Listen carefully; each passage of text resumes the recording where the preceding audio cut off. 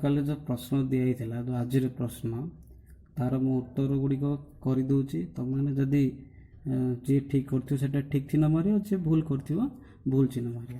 ତ ମୁଁ କହିଥିଲି କ'ଣ ନା ଉକ୍ତିଟି ଯଦି ଠିକ୍ ଥିଲେ ଟି ହେବ ଏବଂ ଭୁଲ ଥିଲେ ଏଫ୍ ଲେଖ ବୋଲି କହିଥିଲି। ଦେଖ ଏକ ବୃତ୍ତର ଗୋଟିଏ କେନ୍ଦ୍ରବିନ୍ଦୁ ଅଛି। ସେ କ'ଣ କହୁଛି ଏକ ବୃତ୍ତର ଗୋଟିଏ ହିଁ କେନ୍ଦ୍ରବିନ୍ଦୁ ଅଛି। ଠିକ୍ କାହିଁକି ତ ବୃତ୍ତ କାହା କୁହାଯାଏ ଲେଖିଲେ କ'ଣ ଏକ ଦତ୍ତ ବିନ୍ଦୁରୁ ସମାନ ଦୂରତାରେ ଥିବା ବିନ୍ଦୁମାନଙ୍କର ସମାରୋହକୁ ଆମେ ବୃତ୍ତ କହିଦେଲେ। ଯେ ସମତଳରେ ଅବସ୍ଥିତ ସମାନ ଦୂରତାରେ ବିନ୍ଦୁ ଗୁଡ଼ିକର ସେଟ୍କୁ ବୃତ୍ତ କୁହାଯାଏ। ତ କେତେଟା ଦତ୍ତ ବିନ୍ଦୁ ରହିବ?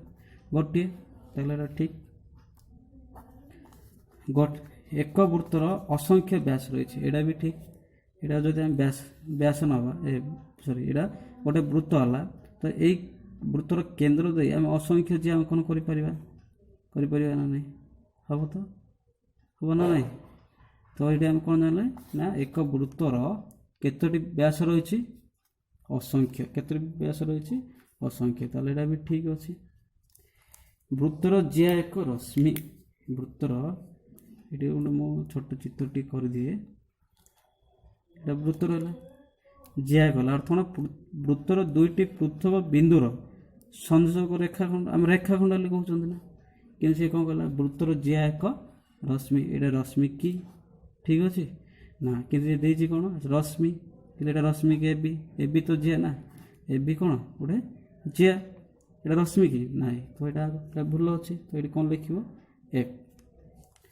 ବୃତ୍ତର ପ୍ରତ୍ୟେକ ବିନ୍ଦୁ କୌଣସି ଏକ ବ୍ୟାସାର୍ଦ୍ଧର ଏକ ପ୍ରାନ୍ତ ବିନ୍ଦୁ ଅଟେ। ବୃତ୍ତର ପ୍ରତ୍ୟେକ ବିନ୍ଦୁ ଗୋଟେ ବ୍ୟାସାର୍ଦ୍ଧର ପ୍ରାନ୍ତ ବିନ୍ଦୁ। ହଁ ଠିକ୍ ଅଛି। ଏଇଟା ଯଦି ବୃତ୍ତର କେନ୍ଦ୍ର ଓ ହେଲା, ଏଇଟା ଯଦି ଏଇଟା ଗୋଟେ ବ୍ୟାସାର୍ଦ୍ଧ ହେଲା, ହେଲେ ବୃତ୍ତ ପରିସ୍ଥ ଏକ ବିନ୍ଦୁ କ'ଣ ହେଉଛି? ଜିଆର ଗୋଟେ ପ୍ରାନ୍ତ ବିନ୍ଦୁ ହେଲା ନା ନାହିଁ? ଆଦ୍ୟ ବିନ୍ଦୁ ଆଉ ଏଇଟା ପ୍ରାନ୍ତ ବିନ୍ଦୁ ହେଲା, ତାହେଲେ ଏଇଟା ଠିକ୍ ଅଛି। ବୃତ୍ତର ଅନ୍ତର୍ଦେଶ ଏକ ଉତ୍ତର ସାଇଡ୍ ନୁହେଁ, ନା ଏଇଟା ଭୁଲ। ବୃତ୍ତର ଅନ୍ତର୍ଦେଶ ଏଇଟା ଗୋଟେ ରେଖାଖଣ୍ଡ ଆମେ ଅଙ୍କନ କରି ହେଉଛି ନା ନାହିଁ? ଏ ରେଖାଖଣ୍ଡର ପ୍ରତ୍ୟେକ ବିନ୍ଦୁ ବୃତ୍ତ ମଧ୍ୟରେ ରହୁଛି ନା ନାହିଁ?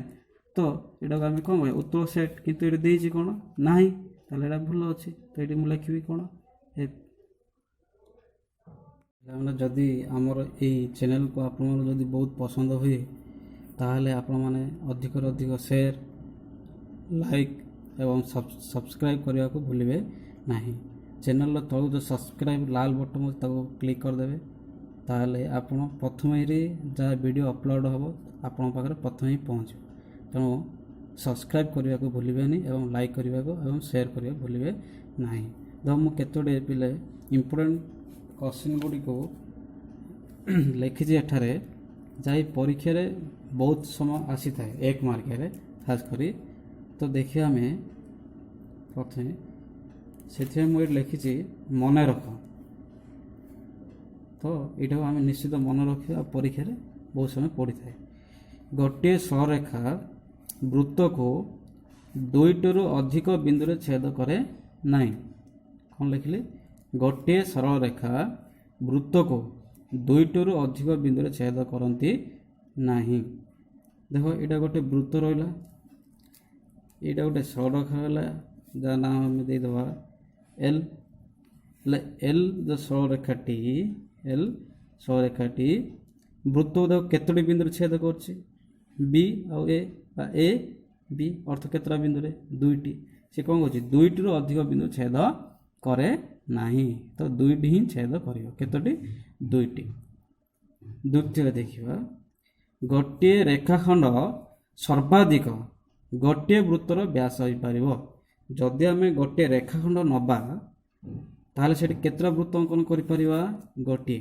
କିପରି ଦେଖ, ମୁଁ ଏଠି ଯଦି ଆମେ এবি ବ୍ୟାସ ନେଲେ, এবি ଯଦି ବ୍ୟାସ ନେବା, ତାହେଲେ ଏଇଟାକୁ ଆମେ ସମଦ୍ୱିଖଣ୍ଡ କରିବା। କାହିଁ ବୃତ୍ତ କରିବା ଅଙ୍କନ କରିହେଲା ଆମକୁ ବ୍ୟାସାର୍ଦ୍ଧ ଦରକାର, ତ ଏଇଟା ମୁଁ ସମଦ୍ୱିଖଣ୍ଡ କରିଦେଲି। ଦେଖ ସମଦ୍ୱିଖଣ୍ଡ କଲି ନା, ତ ସମଦ୍ୱିଖଣ୍ଡ କଲା ପରେ ଏଇଟା ମୁଁ ଧରି ଏଇଟା ବୃତ୍ତର କେନ୍ଦ୍ର ଓ ନେବି, ବୃତ୍ତର କେନ୍ଦ୍ର ଓ ନେଲି, ଏ ଓ ନେଇ ମୁଁ କ'ଣ କରି ଗୋଟେ ବୃତ୍ତ ଅଙ୍କନ କରି। ତ ଗୋଟେ ରେଖାଖଣ୍ଡ ଯଦି ଆମେ ବ୍ୟାସ ବୋଲି ଧରିବା, ତାହେଲେ କେତୋଟି ବୃତ୍ତ ଅଙ୍କନ କରିପାରିବା? ଗୋଟେ ରେଖାଖଣ୍ଡ, এবি ରେଖାଖଣ୍ଡ, ଏଇଟା ବ୍ୟାସ ନେଲେ ଏଇଟାକୁ ସମଦ୍ୱିଖଣ୍ଡ କରିବା। ତ तो समद्विखंड कला परे केंद्र बिंदु ओ आसला तो ओ को केंद्र करी गोटे वृत्त आम अंकन करिपरिबा ହେଲା गोटे द्वितीय 3 नंबर देख पिले 3 टा हला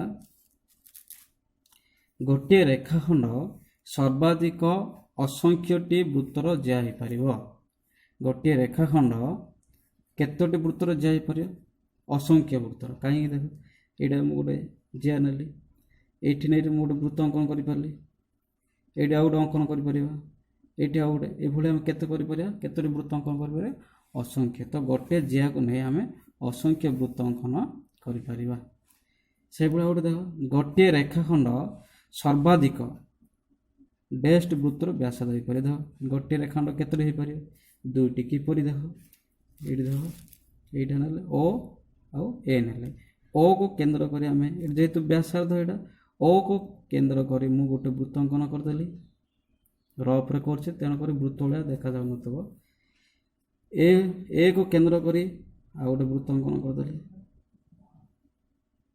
ए केंद्र ना ओ ए व्यास ना बर्तमान केतटा वृत्त है दुईटी है मन रख पे जदि आम रेखाखंड जदि व्यास कहला ताले गोटे हे जिया कहले असंख्य हे आ व्यासार्ध कहले केतटी दुईटी हे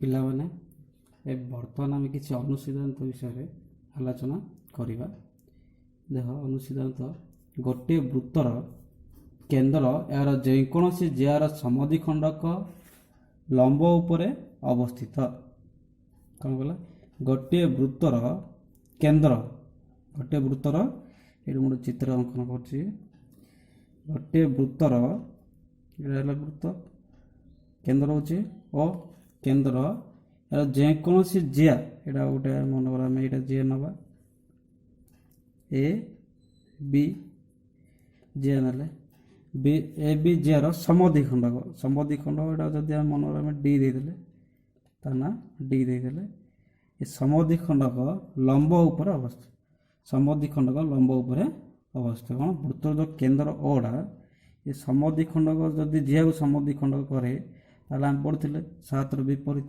जे वृत्तर केंद्र आउ जियार समद्विखंडक मध्यबिंदु जो कर रेखाखंड उक्त जिया प्रति लंब तो ये जिया प्रति लंबटी वृत्तर केंद्र रे अवस्थित रहिबो कारण जे गोटे केवल जदि आम कहवा ना कौन से जियार मध्यबिंदु ठारे केवल गोटे मात्र लंब अंकन हो ये जो मध्यबिंदु रहा बी ए बी जो मध्यबिंदु किए रहा डी ये डी उपर केतोटी लंब अंकन करहब मात्र गोटे केतोटी गोटे है तेणुक जे ए डी रो समद्विखंडक लंब वृत्तर केंद्र उपरे अवस्थित देख पे आउट अनुसिद्धांत गोटे वृत्तर दुईटी असमांतर जियार समद्विखंडक लंबद्वय वृत्तर केंद्र रे मिलित हुअन्ति गोटे वृत्तर दुईटी असमांतर जियार समद्विखंडक लंबद्वय वृत्तर केंद्र रे मिलित हुअन्ति एबे गोटे चित्र अंकन करे वृत्तर यहाँ हूँ वृत्तर केंद्र और ये गोटे मुझे जिया अंकन करदेली ता नाम करवा ए बी आ गोटे जिया अंकन करदेली यहाँ किंतु असमांतर जिया समांतर नुहे सी आ डी है ये बर्तमान आम कौन कला ना गोटे वृत्तर दुईटी असमांतर यहाँ समांतर नुहे असमांतर समांतर कौन समांतर हेल्ले जदि कह समांतर आम जाना गोटे समांतर कौन समांतर जोड़ा आम कहते सरल रेखा समांतर सरल रेखा अर्थात दुईटी सररेखा मध्य समान व्यवधान थी से परस्पर को छेद करेंगे ना ताको आम समांतर सरलरेखा जे दुईटी सरलरेखा L1 और L2 ये दुईटी सरलरेखा परस्पर मध्य समानांतर थी अर्थ से परस्पर को कदापि छेद करेंगे ना ताहले आम ताको समांतर सरलरेखा कहवा किंतु ये दुईटी समांतर अच्छी समानांतर ना ए बी ଆଉ ସି ଡି କି ଆମେ ବର୍ତ୍ତମାନ ଦେଖିବା। ଏ ଦୁଇଟା ସରଳରେଖା ଦେଖିବା, ଏଇଟା ବି ଅଛି ସମାନାନ୍ତର ନାହିଁ, ତ ଏ ଦୁଇଟା ଏ ବି ଆଉ ସି ଡି କୁ ଆମେ କ'ଣ କହିବା, ଅସମାନ୍ତର ସରଳରେଖା। ତ ଏ ବି ଜିଆର ମଧ୍ୟ ସମଦ୍ୱିଖଣ୍ଡକ ଲମ୍ବ, ଯଦି ବୃତ୍ତର କେନ୍ଦ୍ର ଜିଆର ସମଦ୍ୱିଖଣ୍ଡକୁ ଯଦି ଜ କରେ ସେ ତା ପ୍ରତି କ'ଣ ହେବ, ଲମ୍ବ ହେବ। ଯେଉଁଟାକି ଆମେ 7ର ବିପରୀତ ଉପାଦେୟ ପଢ଼ିଥିଲେ। ଏଇଟା ମଧ୍ୟ ସେମ୍, ବୃତ୍ତର କେନ୍ଦ୍ର ଆଉ ସି ଡିର ସମଦ୍ୱିଖଣ୍ଡକ ଲମ୍ବ, ଏଇଟା ବି ଯୋଗ କରିବା। ଦେଖ ଦୁଇଟା ଏକ କେଉଁଠି ଆସି ମିଶିଲା, ବୃତ୍ତର କେନ୍ଦ୍ରରେ। କାହିଁକି ଆମେ ଏଇଠି ଗୋଟେ ପଢ଼ିଥିଲେ ଉପାଦେୟ ଅନୁସିଦ୍ଧାନ୍ତ, ଯେ ଗୋଟିଏ ବୃତ୍ତର କେନ୍ଦ୍ର ଏହାର ଯେକୌଣସି, ଦେଖ କ'ଣ କହିଲା ଏଠି, ଯେକୌଣସି ଜିଆର ସମଦ୍ୱିଖଣ୍ଡକ ଲମ୍ବ ଉପରେ ଅବସ୍ଥିତ। ଏଠି ଦେଇଦେଲା କ'ଣ, ଯେ ଯେକୌଣସି ଜିଆର ସମଦ୍ୱିଖଣ୍ଡକ ଲମ୍ବ ଉପରେ ଅବସ୍ଥିତ, ମାନେ ଯେକୌଣସି ଜିଆର ସମଦ୍ୱିଖଣ୍ଡକ ଲମ୍ବ ଉପରେ ଅବସ୍ଥିତ କିଏ ହେବ, ବୃତ୍ତର କେନ୍ଦ୍ର। ଏଠି ବର୍ତ୍ତମାନ କେତୋଟି ଜିଆ ଦେଲା, ଦୁଇଟି, ତ ଦୁଇଟି ଜିଆର ସମଦ୍ୱିଖଣ୍ଡକ ଲମ୍ବ କେଉଁଠି ଅବସ୍ଥିତ ହେବ, ବୃତ୍ତର ଅବସ୍ଥିତ ହେଲା ଅର୍ଥ ଦୁଇଟି କ'ଣ ହେଲା, ମିଳିତ ହୁଅନ୍ତି। ତ କେନ୍ଦ୍ରରେ ସେମାନେ ମିଳିତ ହୁଅନ୍ତି। ଗୋଟିଏ ବୃତ୍ତର ଦୁଇଟି ଅସମାନ୍ତର ଜିଆର ସମଦ୍ୱିଖଣ୍ଡକ ଲମ୍ବଦ୍ୱୟ ବୃତ୍ତର କେନ୍ଦ୍ରରେ ମିଳିତ ହୁଅନ୍ତି। ବୁଝିପାରିଲ ଏଥର, ଯେ ଦୁଇଟି ଅସମାନ୍ତର ଜିଆର ଯେଉଁ ସମଦ୍ୱିଖଣ୍ଡକ ଲମ୍ବଦ୍ୱୟ ବୃତ୍ତର କେନ୍ଦ୍ରଠାରେ ଅବସ୍ଥିତ ହୁଅନ୍ତି। ଏଇଟା ପରୀକ୍ଷାରେ କିପରି ପଚାରିବ, ଠିକ୍ ଭୁଲ ସାଧାରଣତଃ ପଚାରେ। କ'ଣ ପଚାରି ଦେଇଥିବ, ଏଇଟା ଦେଇଦେବ ବାକ୍ୟ, ଯେ ଗୋଟିଏ ବୃତ୍ତର ଦୁଇଟି ଅସମାନ୍ତର ଜିଆର ସମଦ୍ୱିଖଣ୍ଡ ଲମ୍ବଦ୍ୱୟ ବୃତ୍ତର କେନ୍ଦ୍ରରେ ମିଳିତ ହୁଅନ୍ତି ନାହିଁ। ନାହିଁ ଦେଲା, ଠିକ୍ ହେବ ନା ଭୁଲ ହେବ, ନାହିଁ ଦେଇଛି ହେଲେ ଭୁଲ। କାହିଁକି, ବୃତ୍ତର କେନ୍ଦ୍ରରେ ମିଳିତ ହୁଅନ୍ତି।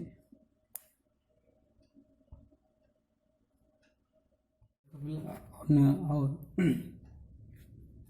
ଏକ ଅନୁସିଦ୍ଧାନ୍ତ, ଗୋଟିଏ ବୃତ୍ତର ଦୁଇଟି ସମାନ୍ତର ଜିଆର ସମଦ୍ୱିଖଣ୍ଡକ ଲମ୍ବଦ୍ୱୟ ବୃତ୍ତର କେନ୍ଦ୍ର ଦେଇ ଯାଇଥିବା ଏକ ସରଳରେଖାରେ ଅବସ୍ଥିତ।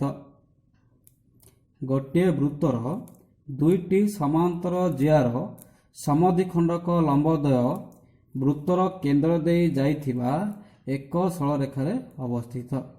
ସେ କ'ଣ କହିଲା, ଗୋଟିଏ ବୃତ୍ତର, ଏଠି ଗୋଟେ ବୃତ୍ତ ଚିତ୍ର ଆମେ କରିବା। ଭଲରେ ଦେଖ, ଗୋଟିଏ ବୃତ୍ତର ଦୁଇଟି ସମାନ୍ତର ଜିଆ, ଏଇଟା ଦେବା ଆମେ ଏ, ଏଇଟା ବି, ଏଇଟା ଦେବା ସି ଆଉ ଡି। ବର୍ତ୍ତମାନ ଦେଖ ଏ ଦୁଇଟି ଜିଆ ସମାନ୍ତର ହେବ, ତ ସମାନ୍ତର ହେବ ଅର୍ଥ କ'ଣ ନା, ସି ଡି ଆଉ ଏ ବି ଜିଆ ମଧ୍ୟରେ ବ୍ୟବଧାନ ସମାନ ଥିବ। ସି ଡି ଆଉ ଏ ବି, ସି ଡି ଏ ବି ଜିଆ ମଧ୍ୟ କ'ଣ ରହିବ ନା, ବ୍ୟବଧାନ ଅର୍ଥ ଦୂରତା ସମାନ ରହିବ। ତାହେଲେ ଏ ଦୁଇଟିକୁ ଆମେ ସମାନ୍ତର ସରଳରେଖା କହିବା, ଅର୍ଥ ଏମାନେ ପରସ୍ପରକୁ କେବେ ମଧ୍ୟ ଛେଦ କରିବେ ନାହିଁ। ତ ଏଠି ଆମେ ଲେଖିବା ଏ ବି ରେଖାଖଣ୍ଡ ସମାନ୍ତର ସି ଡି। ହେଲା ଦୁଇଟି ସମାନ୍ତର ଜିଆ ଏ ବି ଆଉ ସି ଡି।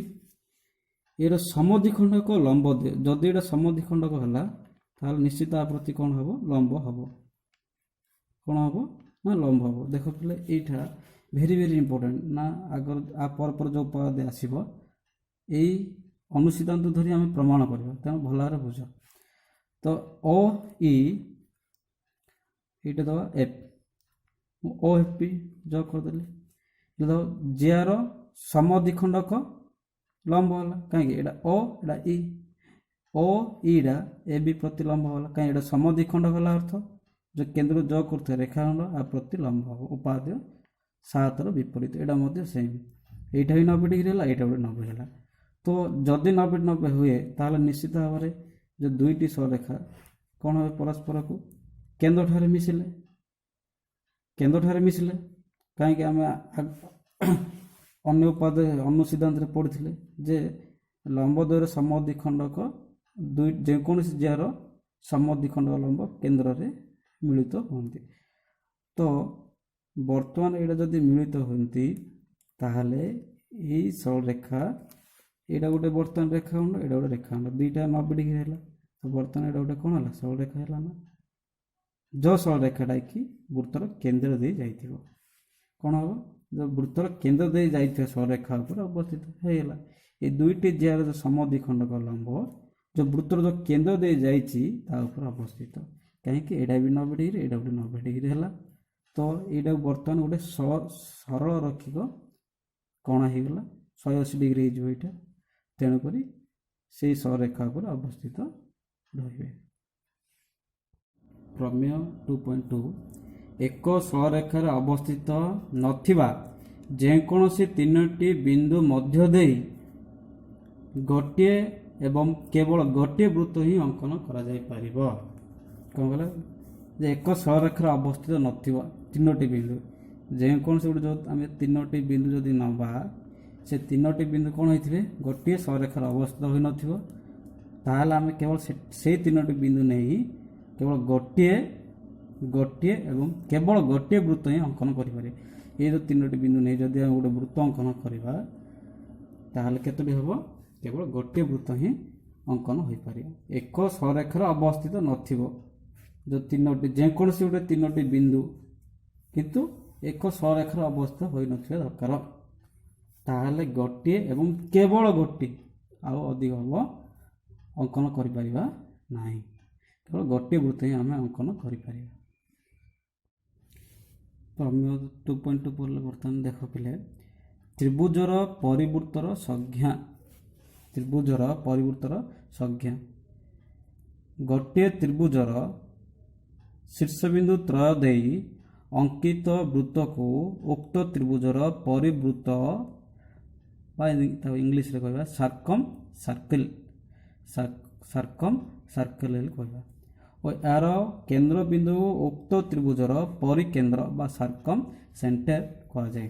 କ'ଣ କହିବ, ଗୋଟିଏ ତ୍ରିଭୁଜର ଶୀର୍ଷବିନ୍ଦୁ ତ୍ରୟ ଦେଇ ଅଙ୍କିତ ବୃତ୍ତକୁ ଉକ୍ତ ତ୍ରିଭୁଜର ପରିବୃତ୍ତ ବା ସାର୍କମ୍ ସାର୍କେଲ କହିବା ଓ ଏହାର କେନ୍ଦ୍ରବିନ୍ଦୁକୁ ଉକ୍ତ ତ୍ରିଭୁଜର ପରିକେନ୍ଦ୍ର କୁହାଯାଏ। କେନ୍ଦ୍ରବିନ୍ଦୁ, ବୃତ୍ତର କେନ୍ଦ୍ରବିନ୍ଦୁକୁ ଉକ୍ତ ତ୍ରିଭୁଜର ପରିକେନ୍ଦ୍ର କୁହାଯାଏ। ଧର ଏଇଠି ଚିତ୍ରଟି ମୁଁ କରେ, ଏଇଟା ଗୋଟେ ତ୍ରିଭୁଜ ରହିଲା। ଏଇ ତ୍ରିଭୁଜର ଗୋଟେ ତ୍ରିଭୁଜର ତ ଆମେ ଜାଣିଛନ୍ତି କେତୋଟି ଶୀର୍ଷବିନ୍ଦୁ ଅଛି, ତିନୋଟି। ଆମେ ନାଁ ଦେଇଦେବା ଏ, ବି ଆଉ ସି।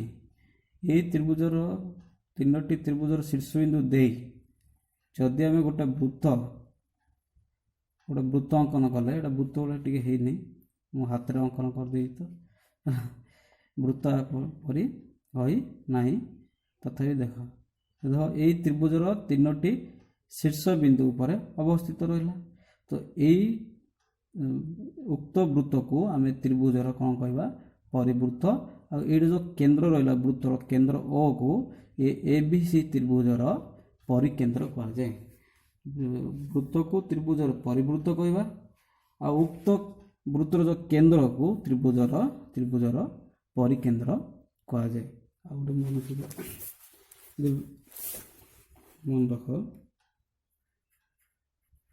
ମନେ ରଖ ଦୁଇଟି ବୃତ୍ତ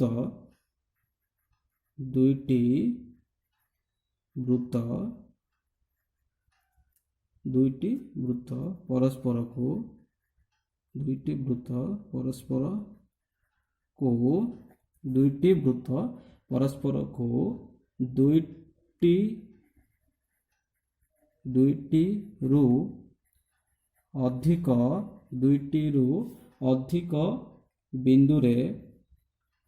ଅଧିକ ବିନ୍ଦୁରେ ଛେଦ କରନ୍ତି ନାହିଁ। ଆମେ ଗୋଟେ ଅନୁସିଦ୍ଧାନ୍ତ ପଢ଼ିଥିଲେ ନା, ଯେ ଗୋଟିଏ ବୃତ୍ତକୁ ଏକ ସରଳରେଖା କେତୋଟି ବିନ୍ଦୁ ଛେଦ କରୁଥିଲେ ପଢ଼ୁଥିଲେ, ଦୁଇଟିରୁ ଅଧିକ ନୁହେଁ। ଠିକ୍ ସେହିପରି ଦୁଇଟି ବୃତ୍ତ ଦୁଇଟି ବୃତ୍ତ ପରସ୍ପରକୁ ଦୁଇଟିରୁ ଅଧିକ ନୁହେଁ, ଦୁଇରୁ ଅଧିକ ବିନ୍ଦୁରେ ଛେଦ କରିବେ ନାହିଁ। ତ କେତୋଟି ବିନ୍ଦୁ ଛେଦ କରିବେ, ଏଠି ଗୋଟେ ଛୋଟ ଚିତ୍ରଟି କରିଦେଉଛି। କେତୋଟି, ଦୁଇଟି। ଦେଖ ଯଦି ଏଇଟା ଆମେ S1 ବୃତ୍ତ ନେବା, ଏଇଟା S2 ବୃତ୍ତ ନେବା, ତ କେତୋଟି ବିନ୍ଦୁ ଛେଦ କଲେ, ଏ ଆଉ ବି, ଦୁଇଟି ବିନ୍ଦୁ। କେତୋଟି ବିନ୍ଦୁ, ଦୁଇଟି। ସେ ଦେଇଛି ନା, ଦୁଇଟି ବିନ୍ଦୁରୁ ଅଧିକ ଛେଦ କରିପାରିବେ ନାଇଁ ଯେପରି ଗୋଟେ ସରଳରେଖା ବୃତ୍ତକୁ ଦୁଇଟି ବିନ୍ଦୁରେ ଛେଦ କରୁଛି, ଠିକ୍ ସେହିପରି ଦୁଇଟି ବୃତ୍ତ ପରସ୍ପରକୁ ଦୁଇଟି ବିନ୍ଦୁରେ ଅଧିକ ଛେଦ କରିବେ ନାହିଁ, ଅର୍ଥାତ୍ ଦୁଇଟି ବିନ୍ଦୁରେ ହିଁ ଛେଦ କରିବେ। ଆମେମାନେ କେତୋଟି ଅନୁସିଦ୍ଧାନ୍ତ ପ୍ରମେୟ ପଢ଼ିଲେ, ତ ବର୍ତ୍ତମାନ ପଢ଼ିବା ଉପାଦେୟ 8। ଗୋଟିଏ ବୃତ୍ତର ସମାନ ଦୈର୍ଘ୍ୟ ବିଶିଷ୍ଟ ଯାହାମାନେ କେନ୍ଦ୍ରଠାରୁ ସମଦୂରବର୍ତ୍ତୀ। କ'ଣ ଦେଇଛି ଯେ ଗୋଟିଏ ବୃତ୍ତର ସମାନ ଦୈର୍ଘ୍ୟ ବିଶିଷ୍ଟ ଯାହାମାନେ କେନ୍ଦ୍ରଠାରୁ ସମଦୂରବର୍ତ୍ତୀ, କେନ୍ଦ୍ରଠାରୁ ସମ ଦୂରବର୍ତ୍ତୀ ଅର୍ଥ ସମାନ, କେନ୍ଦ୍ରଠାରୁ ସମାନ ଦୂରରେ ରହିବେ। ତ ଏଇଠି ମୁଁ ବର୍ତ୍ତମାନ କେନ୍ଦ୍ର ଓ ଦେଇଦେଲେ, ଏ ବୃତ୍ତର ନାଁ ଦେଇଦେବା ଆମେ ଏକ୍ସ, ଏଇଠି ଗୋଟେ ଜିଆ ଅଙ୍କନ କଲେ ନାମ ଦେଇଦେବା ଏ ଆଉ ବି, ଏଇଠି ଆଉ ଗୋଟେ ଜିଆ ଅଙ୍କନ କରିଦେଲେ ତାର ନାମ ଦେବା ଆମେ ସି ଆଉ ଡି।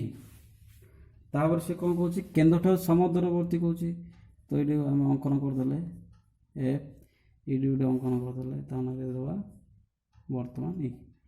ଆଉ ଦତ୍ତ ଦେଇଛି ଏ ବି ର ଦୈର୍ଘ୍ୟ ସି ଡି ସହିତ ସମାନ। ତ ବର୍ତ୍ତମାନ ଆମେ ଦତ୍ତ ଲେଖିବା। କ'ଣ ଲେଖିବା? ଦତ୍ତ କ'ଣ ଲେଖିବା ଦେଖ ନା ଏସ୍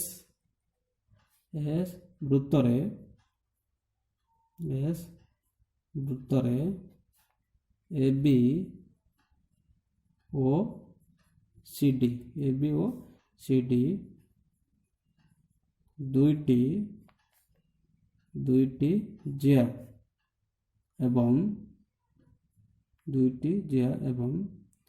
ଦତ୍ତ ଦେଇଛି ଯେ ଜିଆର ସମାନ ଦୈର୍ଘ୍ୟ ବିଶିଷ୍ଟ ଜିଆ ମାନେ। ତେଣୁ ଏସ୍ ବୃତ୍ତରେ ଆମେ କ'ଣ ନେଲେ ଏ ବି ଜିଆ ଆଉ ସି ଡି ଜିଆ, ତା ସହ ଦୁଇଟା ଦୈର୍ଘ୍ୟ ସମାନ। ତେଣୁ ଆମେ ଲେଖିପାରିବା ଏ ବି ର ଦୈର୍ଘ୍ୟ ସି ଡି ର ଦୈର୍ଘ୍ୟ ସହିତ ସମାନ ହେଇଗଲା।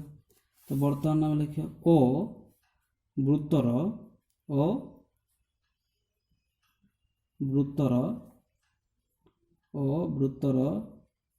କେନ୍ଦ୍ର, ଓ ହେଉଛି ବୃତ୍ତର କେନ୍ଦ୍ର, ଏବଂ ଓ ଇ ଏବଂ ଓ ଏଫ୍ ଯଥାକ୍ରମେ ଏ ବି ଓ ସି ଡି ପ୍ରତି ଲମ୍ବ। କ'ଣ ଦେଇଛି ଏଇଟା? ଏସ୍ ବୃତ୍ତରେ ଏ ବି ଓ ସି ଡି ଦୁଇଟି ଜିଆ ଏବଂ ଏ ବି ଇକ୍ୱାଲ୍ ସି ଡି, ଓ ହେଉଛି ଓ ବୃତ୍ତର କେନ୍ଦ୍ରବିନ୍ଦୁ, ଆଉ ଓ ଇ ଏବଂ ଓ ଏଫ୍ ଯଥାକ୍ରମେ ଏ ବି, ଓ ଇଟା ଏ ବି ପ୍ରତି ଲମ୍ବ, ଓ ଏଫ୍ଟା ସି ଡି ପ୍ରତି ଲମ୍ବ। ଅର୍ଥରେ କେତେ ଡିଗ୍ରୀ ହେବ? 90 ଡିଗ୍ରୀ। ଏଇଟା ବି କେତେ ହେବ? 90 ଡିଗ୍ରୀ ହେଇଗଲା। ଏତିକି ଗଲା ଦତ୍ତ। ପ୍ରାମାଣ୍ୟ କ'ଣ କହୁଛି? କେନ୍ଦ୍ରଠାରୁ ସମଦୂରବର୍ତ୍ତୀ, ଅର୍ଥ ଓ ଇ ର ଦୈର୍ଘ୍ୟ ଓ ଏଫ୍ ସହିତ ସମାନ। ପ୍ରାମାଣ୍ୟ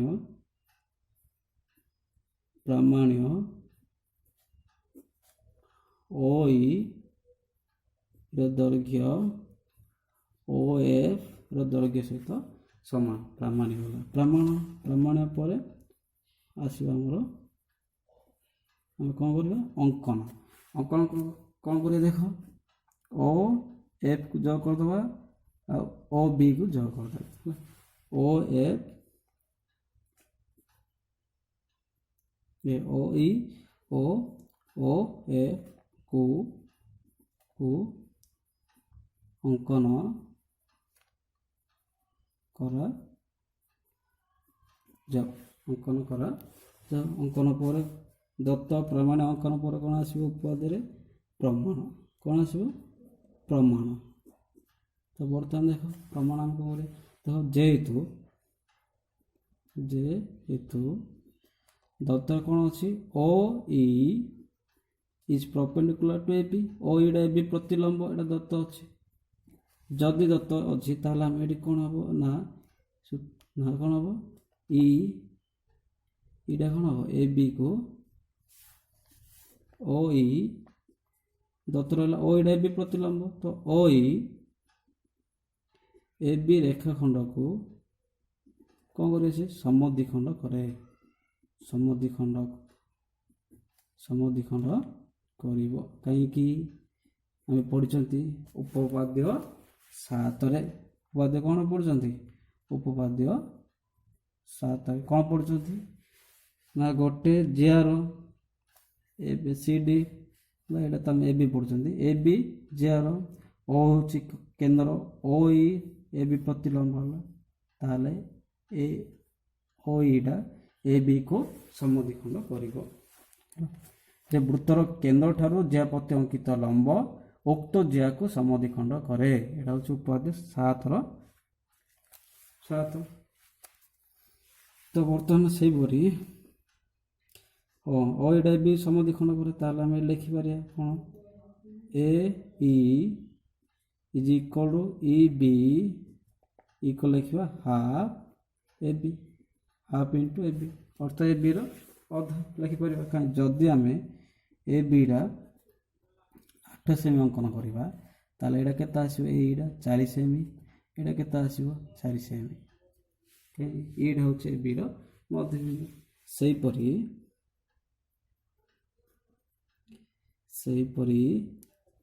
O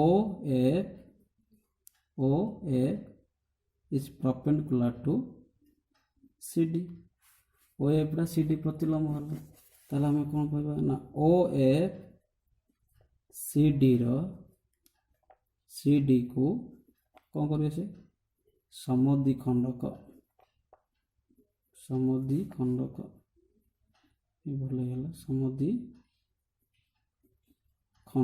ସମଦ୍ୱିଖଣ୍ଡ କରିବ ଯଦି ସମଦ୍ୱିଖଣ୍ଡ କରିବ ତାହେଲେ ଆମେ ଲେଖିବା କ'ଣ ନା C F equal to F D equal ଆମେ ଲେଖିପାରିବା ନା ସି ଡିର ଅଧା ସି ଡିର ଅଧା ବି କାହିଁକି ଯଦି ଆମେ ସି ଡି ମନେକର ସି ଡି ଆମେ କେତେ ନେବା ସି ଡି ଦୈର୍ଘ୍ୟ ମନେକର ଆମେ 6 ସେମି ନେଇଗଲେ କେତେ ସେମି ସି ଡି ଇକ୍ୱାଲ୍ ଟୁ 6 ସେମି ନେଲେ ଯଦି 6 ସେମି ନେବା ତାହେଲେ ସି ଏଫ୍ କେତେ ହେବ ଯଦି ଏଫ୍ ସି ଡିର ମଧ୍ୟବିନ୍ଦୁ ତାହେଲେ ଏଇଟା 3 ସେମି ହେବ ଏଇଟା ବି କେତେ ହେବ ନା 3 ସେମି ହେଲା କିନ୍ତୁ ଦତ୍ତ କ'ଣ ଅଛି କିନ୍ତୁ ଦତ୍ତ କ'ଣ ଅଛି ନା ଏ ବିର ଦୈର୍ଘ୍ୟ ଇକ୍ୱାଲ୍ ଟୁ ସି ଡିର ଦୈର୍ଘ୍ୟ ଦତ୍ତ ଦେଇଛି ଏ ବିର ଦୈର୍ଘ୍ୟ ସି ଡି ସହିତ ସମାନ ଯଦି ହୁଏ ତାହେଲେ ଆମେ ଉଭୟ ପାର୍ଶ୍ୱରେ କ'ଣ କରିବା 2 ଦ୍ୱାରା ହରିଦେବା 2 ଦ୍ୱାରା ହରିଦେଲେ ଯଦି 2ରେ ହରିଲେ କ'ଣ ପାଇବା ଆମେ ଏ ବିକୁ 2ରେ ହରିଲେ ତ ଆମେ କେଉଁ ଦୁଇଟା ତ୍ରିଭୁଜ ନେବା ଓ ଇ ବି ଓ ସି ଏଫ୍ ତେଣୁକରି ଏ ବିର ଅଧା ଏ ବି ହେବ ଇ ବି ହେବ ତ ଏଇଠି ଆମେ ଇ ବି ନେବା ଆମେ ଏଇ ଦୁଇଟା ତ୍ରିଭୁଜ ପ୍ରମାଣ କରିବା ତ ଇ ବି ସେଇଭଳି ଆମକୁ ସି ଏଫ୍ ଦରକାର ସି ଡିର ଅଧାଟା କେତେ ହେବ ସି ଏଫ୍ ହେଇଗଲା ତ ବର୍ତ୍ତମାନ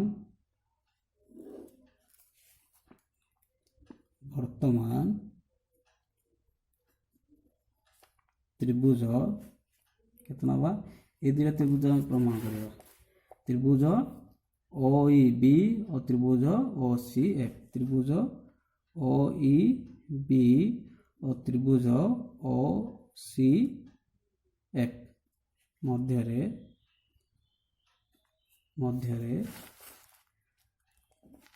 ଦେଖ ମଧ୍ୟରେ therefore OB is equal to OC OB ରେ OC ସହିତ ସମାନ କାହିଁକି ନା ଏକା ବୃତ୍ତର ବ୍ୟାସାର୍ଦ୍ଧ OB ଟା O ସହିତ ସମାନ ତାପରେ EB ସମାନ ବା ଇକ୍ୱାଲ୍ FC এটা প্রমাণରୁ পাইলে এটি প্রমাণ কলে না এ বিটা সিএফ সহিত সমান এ বিটা সিএফ বা এফসি সহিত সমান তারপরে next m angle BEO is equal m angle CEO is equal 90 degree ଦତ୍ତ ଅଛି ବା ସମକୋଣ। ତ ବର୍ତ୍ତମାନ ତ ଦେୟରଫॉर ତ୍ରିଭୁଜ ଓ ଇ ବି ସର୍ବସମ ତ୍ରିଭୁଜ ଓ ସି ଏଫ୍ କ'ଣ ହେଲା ସମକୋଣ ସମକୋଣ କର୍ଣ୍ଣ ବାହୁ। ଏଇଟା କେଉଁ ସ୍ୱୀକାର୍ଯ୍ୟ ସମକୋଣ କାହିଁ 90 डिग्री ହେଲା ଇଏ ଏଇଟା 90 डिग्री ହେଲା ଏଇଟା କର୍ଣ୍ଣ ହେଲା ଏଇଟା ବାହୁ ହେଲା। ତ ସମକୋଣ କର୍ଣ୍ଣ ବାହୁ ସମକୋଣ ବା ସମକୋଣ କର୍ଣ୍ଣ ଏ ବାହୁ। ତ ଏଠି ଲେଖିବା ସମକୋଣ କର୍ଣ୍ଣ ଆଉ ବାହୁ। କାହିଁ ଆମେ 9th କ୍ଲାସରେ ପଢ଼ୁଛନ୍ତି ଗୋଟିଏ ତ୍ରିଭୁଜର ଗୋଟେ ସମକୋଣ ତ୍ରିଭୁଜର ସମକୋଣ କର୍ଣ୍ଣ ବାହୁ ଯଥାକ୍ରମେ ଅନେକ ତ୍ରିଭୁଜର ଯେଉଁଟାକି ଏଇଟା ସମକୋଣ କର୍ଣ୍ଣ ଆଉ ବାହୁ ଯଦି ସମାନ ହୁଏ ତେବେ ଦୁଇଟି ତ୍ରିଭୁଜ କ'ଣ ହେବ ସର୍ବସମ। ଆଉ ଯଦି ସର୍ବସମ ହୁଏ ତାହେଲେ ସେମାନଙ୍କର ଅନୁରୂପ ବାହୁର ଦୈର୍ଘ୍ୟ ଅନୁରୂପ କୋଣର ପରିମାଣ ସମାନ ହେବ। ତ ଏଠି ଆମେ କ'ଣ ପାଇବା ଏଥର ତ therefore implies OE is equal to OF ପ୍ରମାଣିତ। OE is equal to OF ପ୍ରମାଣିତ।